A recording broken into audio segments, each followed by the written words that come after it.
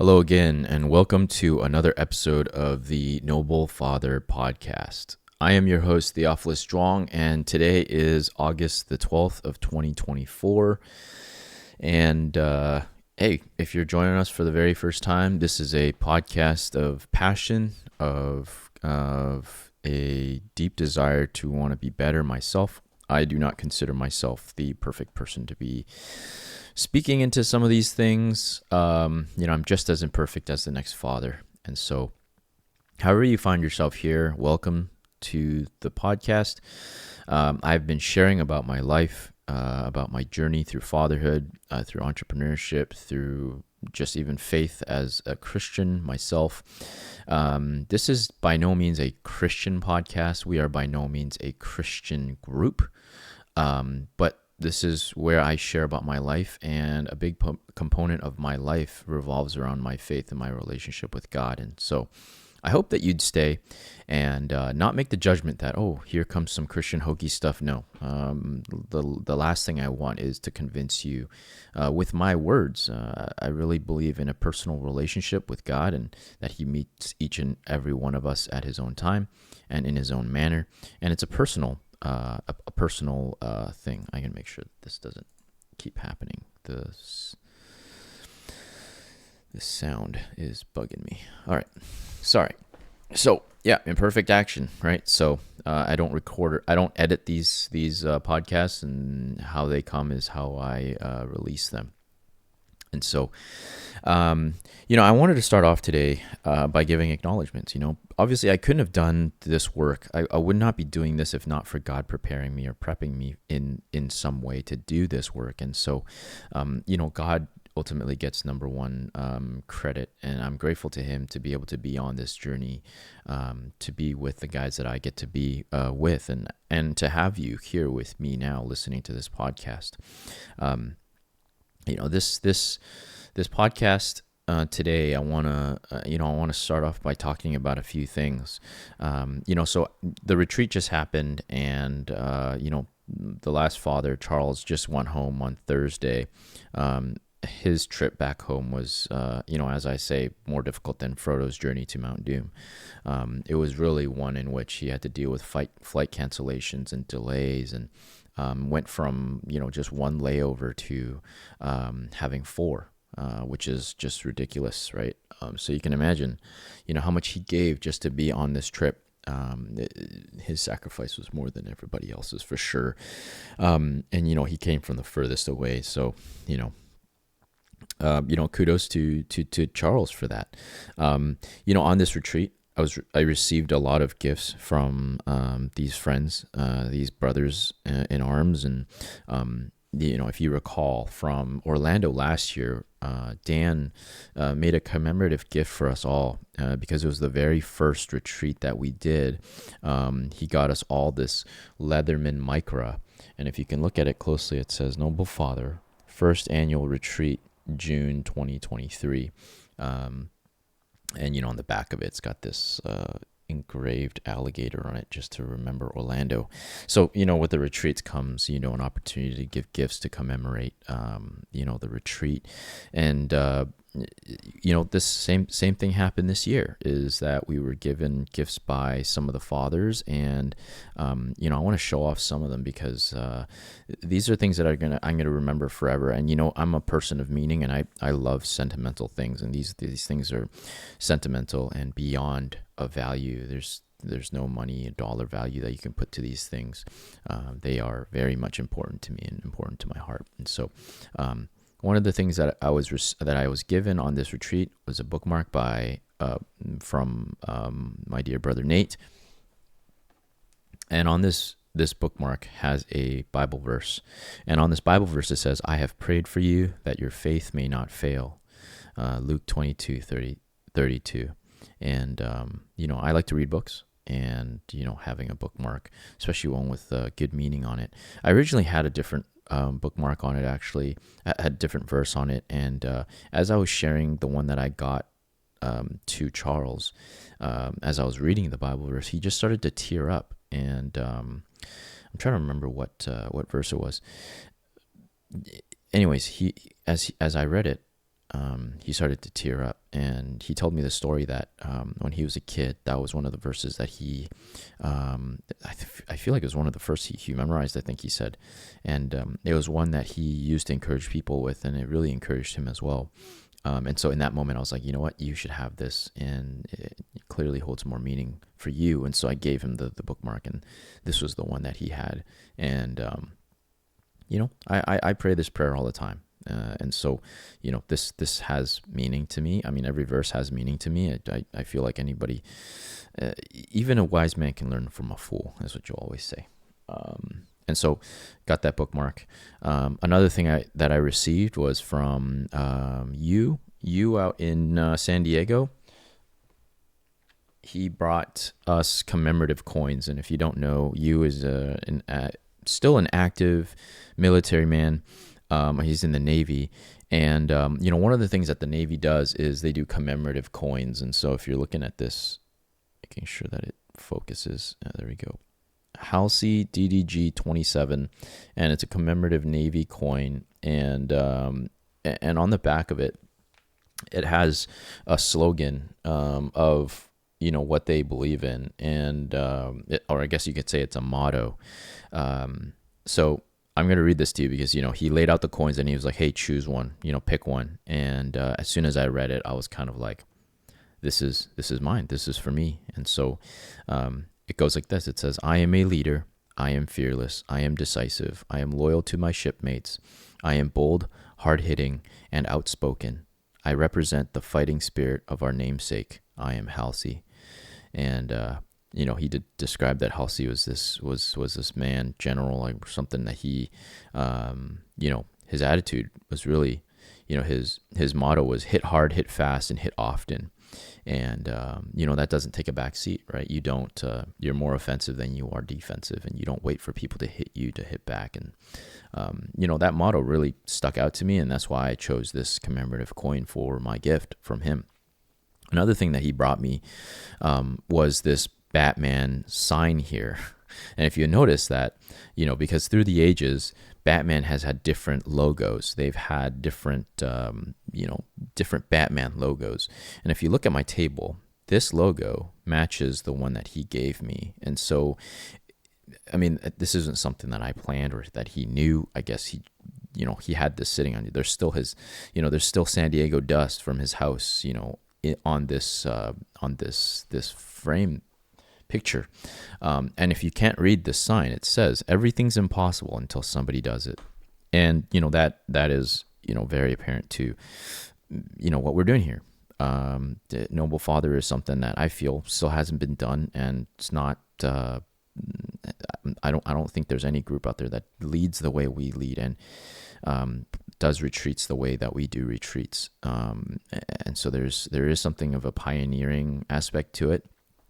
And if you ask my son, he'll definitely call me a pioneer as well. And so this holds significant meaning for me. If Batman is a big deal in my life, and I do feel like growing up, I was a bit of an orphan and not really understood by people. And now I'm in this position to be helping other people with something that I'm going through, or that I went through. And so that holds such great meaning for me. And so I love that. That was probably one of the best gifts that I could receive. And so another father also gave me a coin. And this is interesting too. So this is a Jesus coin, I guess you can say. So you can see that there's Jesus and the Lord's Supper, right? Made a big deal out of this with the Olympics opening ceremony, obviously a few weeks ago, and so you got Jesus on the back there. This is given to me by Jason in Florida. He gave me this coin, and what he didn't realize was that there is a little link on the bottom, ctrfj.org. If you look up that link, you'll find a story about or a testimony about a lady who received this from her brother. And so they just use this. They now do a kind of a coin ministry. I don't know if they're still around. I sent an email to, a person on the other end, and I haven't received anything back from them. But Jason had received this coin from a man who was showing his, really nice car to him, and as a bit of a ministry, just gave him this coin. and it held significant meaning for him. And when he gave me this, this is a great reminder of what I'm doing, why I'm doing it, because Jesus first loved me, that I have something so good to share that I must share with other people. And I have a very evangelistic spirit in me of like, you need to know what I know. You need to, I want you to feel the love that I felt, to be received the way that I received, and to have the assurance, the eternal assurance of where we're going after this life is done. And this is something that I post to my fathers all the time, as of like, yeah, you might have your resistance and your objections to religion or to God, but I'm sure you're willing to be wrong about it, but are you willing to be wrong on behalf of your children? Because your beliefs and the fortresses and the strongholds that you hold impact your children as well. And so if you're coming at it with a closed mind, and you're not willing to even ask the questions, to explore, and to find the truth, are you willing to be wrong on behalf of your children? And when it's outside of ourselves, we think about it more critically, and from a different perspective. And so, I've received other gifts as well. Trinidad and Tobago flag over there, and some bracelets from Trinidad and Tobago. Charles brought us some snacks, also local snacks from Trinidad. Significant. These are things that makes the retreat what it is. And when I say nobody's done it this way, I definitely can say nobody's done it this way. I've done tons of searching. I know of tons of groups that do meetups. They don't do meetups the way we do meetups. They don't do retreats the way we do retreats. And so, it's not a boasting thing. More of just like, there's a huge vacuum. There's a huge void, and not a lot of attention is given to fathers, right? You hear mothers groups all the time. There's just not a lot of fathers groups. And I want to continue this podcast by talking about, what my pastor shared yesterday at the sermon. It's just something so beautiful. He started off by asking a question of, how do you evaluate somebody's life? And he summed it up as, the bottom line is, do I see things as God sees things?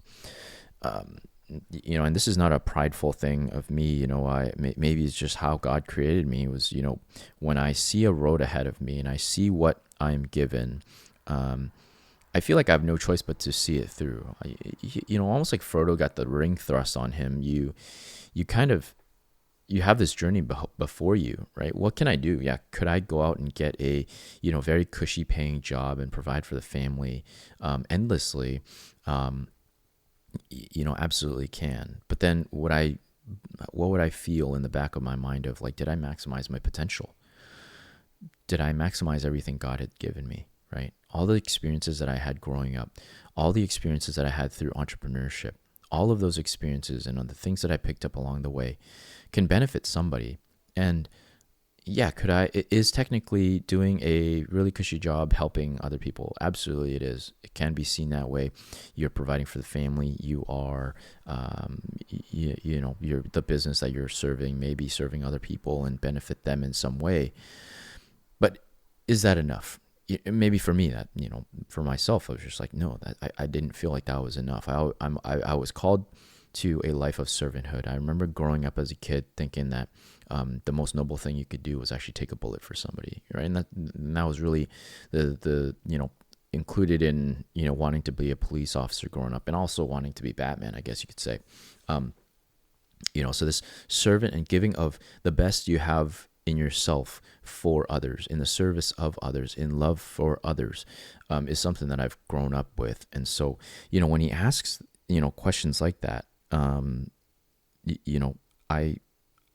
have no choice but to respond. I have to see this through. And he said something very interesting yesterday of like, David could have taken the throne, right? He could have become king right away. Even when the previous king was throwing spears at him, he chose not to respond in revenge and in anger. Instead, chose to see things from God's perspective. And this podcast you're watching right now, you're seeing like the product, but you don't see the behind the scenes time that is spent in planning, in praying, in giving up the work to God and asking for His direction. I try my best to live like David. And I'm not perfect, and David wasn't perfect either. He had his sins as well. I've been trying to figure out what it means to be a man after God's own heart. What does that mean? And truly, I think what that means is just living and breathing through God's eyes, just trying our best to figure out what He wants. And aligning to that. And, obviously, how do you do that? You got to have a relationship with God. You got to, build a relationship. You got to foster that relationship. You got to nurture that relationship, right? You can't expect to understand His voice or hear His voice if you don't have a relationship. And so that is something that I'm trying to do constantly. I'm just as imperfect as the next person. I'm not a pastor, what have you, but this is something that I'm trying to aspire to live by. And so, try to give this work to Him, and real and true. Like I couldn't orchestrate the things on the retreat. There's no way I could have orchestrated any of those things. And that is the beauty of the retreat, is that, of this work, is like, if it's me that's doing all this, I would have failed a long time ago. I would not be 2.5 years into this work. Now getting into the memberships and, paid memberships and doing these retreats and everything, like I would not be here if I orchestrated these things. There's no possible way. And, I wanted today's episode to include, 3 stories from the retreat, like I said, or I said 5 actually. I don't know if I'll get to that. I don't want to make these episodes too long, and I have heard from the community about certain things, and I want to shout out Jay Zilke. You gave me you told me that the episodes were a little bit quiet in the volume, and so I hopefully this one is a little bit better. I can see that I raised the volumes a little bit better. All that to say, if you have anything that you want me to speak about, or something that you see could be made as an improvement for the podcast, please feel free to reach out to me, or just like tap me on the shoulder and say, hey, I see this problem. Hey, is there something you can do about it? And, improve the product that way. Helping me helps me help other people. And so, definitely thank you to Jay for pointing that out to me. What else was I going to say? You lost a train of thought. I am going to hold off on that episode where I share the 5 stories that impacted me the most from the retreat. And 5 is definitely not enough. And there's just so many things, to that. I want to make an update to the story of the podcast last week. At the time of recording that episode, Charles was on his way. No. When I recorded it, Charles was still here. He was still with us, and he was going to leave the very next day. The beauty of that whole thing was that it was still an unraveling story. There was still things undone with that. So what happened after that recording was that, Nyron's wallet, right, was still sitting on my desk. And because he doesn't hit port until Wednesday, Charles was still here. He still spent the day with us, and then the next day he went to go do a whale watching tour before he left. I think that was, before he left for the airport. That was early in the morning, and I saw the wallet sitting there, and this was on the Tuesday, and I felt in the spirit, I was like, there's something we could do here. Like, there's something very beautiful that can be facilitated here. And before he left, I told him, hey, Charles, maybe you should consider sitting down, taking some time, and writing a letter to Nyron, telling him about how you feel. You can reconcile some of the feelings that you had, and we can attach it in the wallet for him to find, right? Simple idea, and yet I was kind of like excited because it's a profound idea. Because we don't know, one of the things we talked about, me and Charles, after that encounter was like, we don't know how he feels. We don't know what is going through his mind after that whole experience, because it was cathartic for us. It was beautiful for us. We can only imagine what that meant for him. And for a guy who works on a cruise, like I don't know where he goes to reconcile these feelings. Like, who does he go to, right? This is the whole reason we do Noble Father work, is because there's no space for men to go with these things, these emotions. Like, where do you go with them? Most of them probably just stomach it and just bottle it and have nowhere to go with it.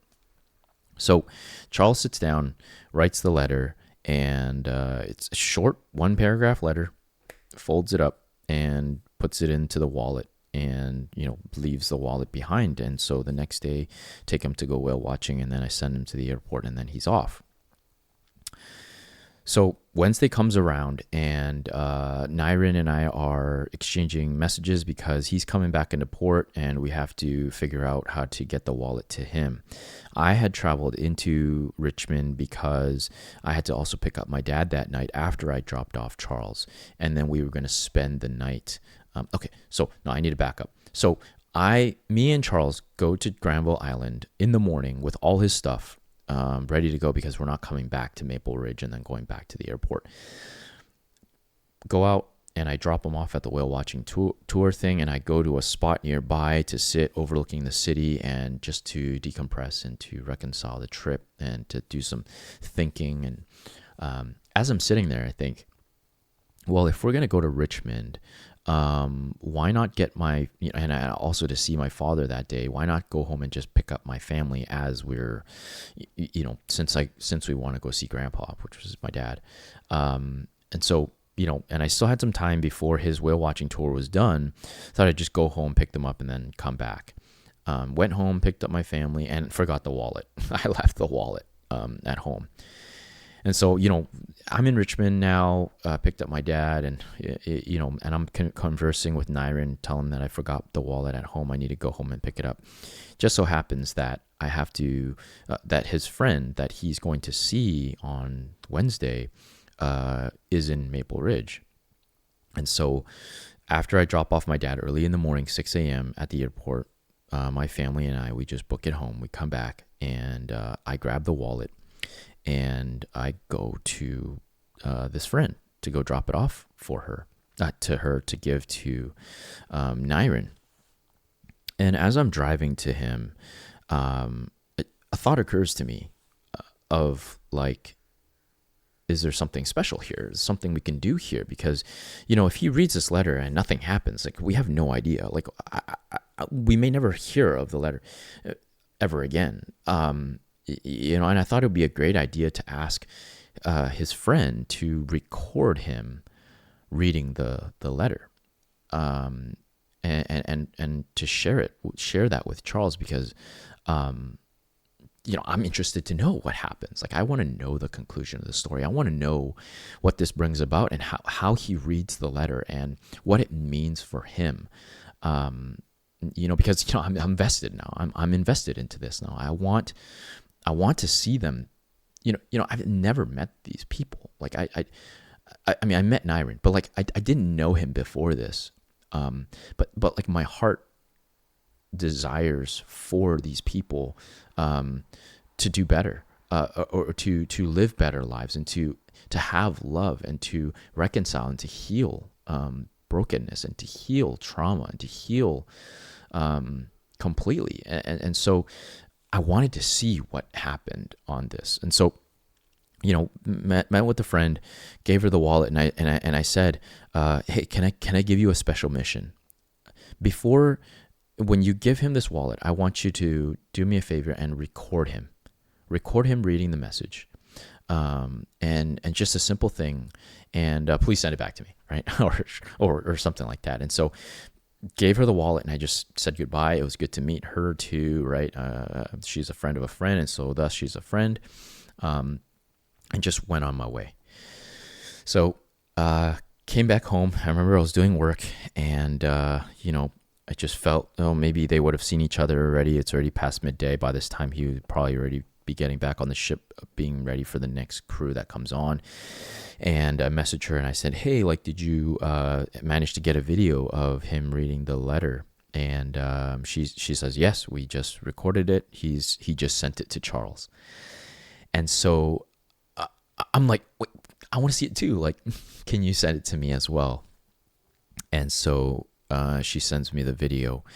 And I want to end the episode with the video.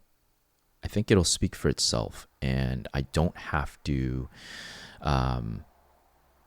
say anything else. I just want to end with the video and conclude the story that way. It is amazing. I asked Nyron if it was okay to share the video. He said it was okay.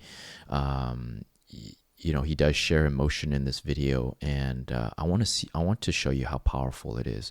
Whenever a man shows these emotions, it made me tear up watching it. And so that's how I'm going to end this episode. Always remember to stay present, be present, and stay noble. And this is the video. I see lottery tickets. I see. No. Close your wallet. Close your wallet. Look at the bottom. Yeah.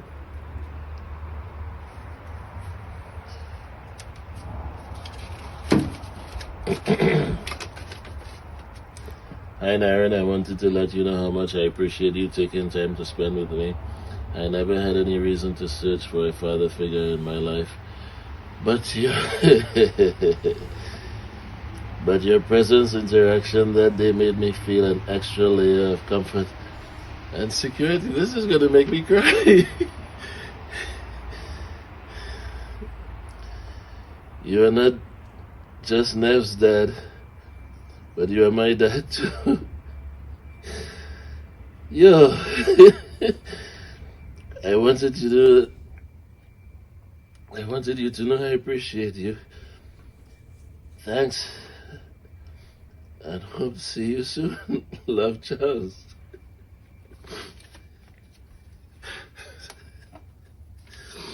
If I know it was this, I would never agree for you to record.